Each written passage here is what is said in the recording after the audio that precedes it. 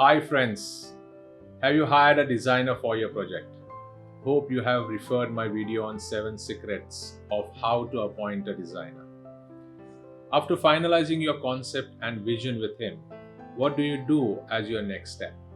The next step is an integral part of your project, and that's called the design and planning stage.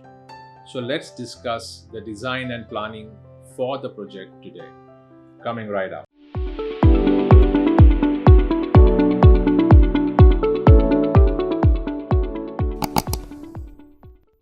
Hey, I am Architect-Nilesh Sawant, having an experience in the field of architecture and interior designing for the last 25 years. If you truly want to understand the field of architecture and interior design and want to know how it really works on site, then subscribe and hit the bell icon so you don't miss anything. Once you're clear with your concept and vision for your project, the most important stage of a project demands its commencement. It is now time for designing and planning, which is to be taken care by the architect. After your hustle to appoint an architect and after you have briefed him, it is now designer's time to perform. But does that mean you sit back and forget about the project? The answer is no. You need to monitor the process at regular intervals to arrive at desired results as per your project dreams. Let's have a quick look at 5 points you should look into and what should be your role in designing and planning process. Point number 1. How does the presentation made by your designer matches your idea and dream of the project? After the initial discussions and meetings over the brief and once the concept and vision is finalized, the designer gets back to his workstation and starts converting the whole concept in 2D drawings and 3D visuals, which is called the presentation. Few designers may start the site before completing the paperwork, having an approach of go with the flow. Such approach may create discomfort between you and designer, which will eventually result into undesired situations and results. Ideally, the entire presentation should be done before you start the project. The entire paperwork for the project should be made ready before your contractors start mobilizing the site. The perfectly executed paperwork and presentation will help you to understand the skills, command, and creativity of your design. Changing at paperwork stage would cost less than redoing on site while execution. I would put it as if you spend more time doing precise paperwork in the office, then a less time is spent for execution on site. Point number 2. How professional are the drawings and details provided by your designer? The concept and vision of the project can be conveyed to the contractors and vendors by means of paperwork in the form of details, drawings, specifications, and presentations. The accurate paperwork for the project will make site contractors to understand the execution of the project precisely. You must see, understand, and approve and then sign the drawings before it's issued on site for construction.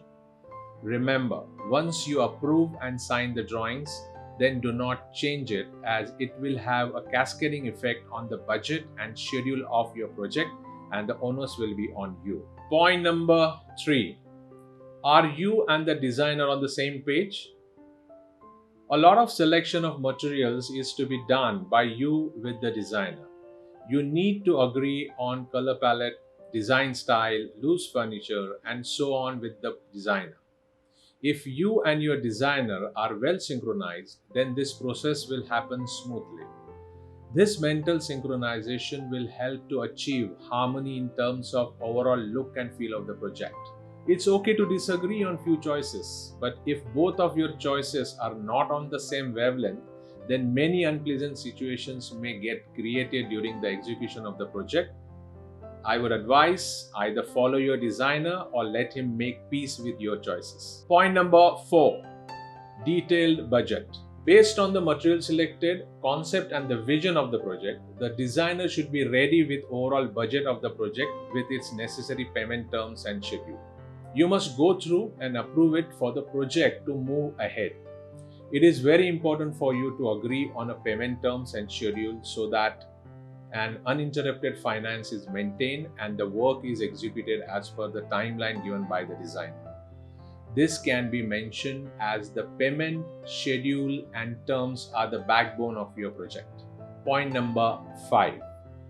Inventory of materials and items on site.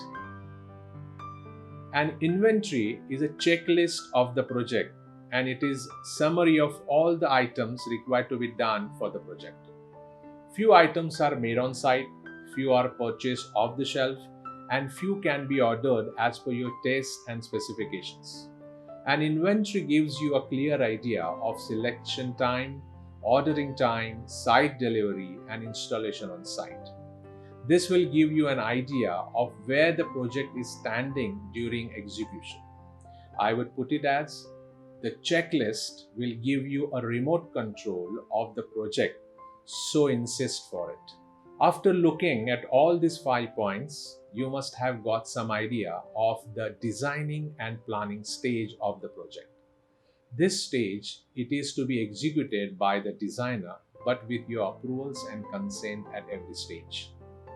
This is the stage of give and take in between you and your designer, where the designer gives you the design and choices of materials and takes your approvals for the project. If you enjoyed this video, then see similar videos on my YouTube channel.